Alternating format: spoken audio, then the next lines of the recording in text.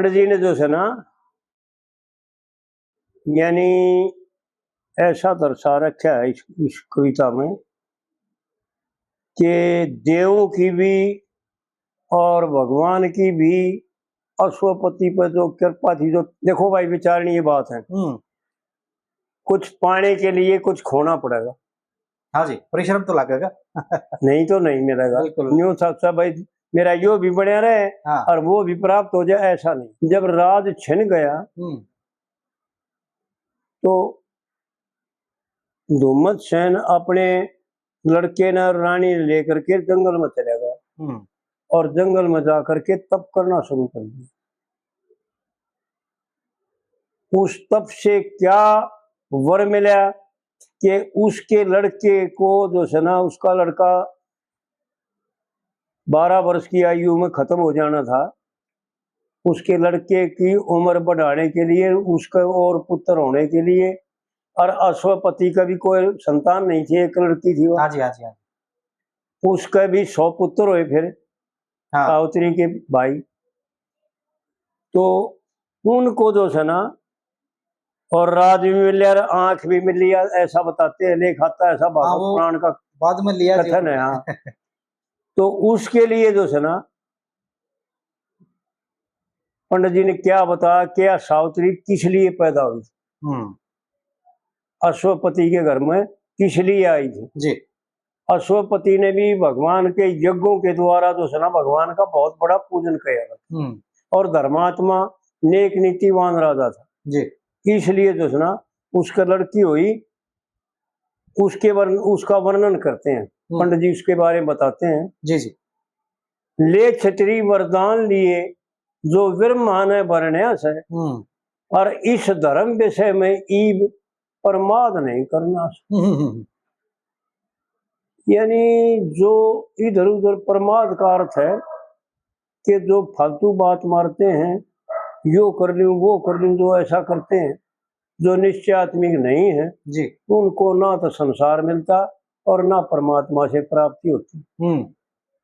दोनों तरफ से जो है ना, वो महरूम रह जाते हैं, खाली रह जाते हैं जी।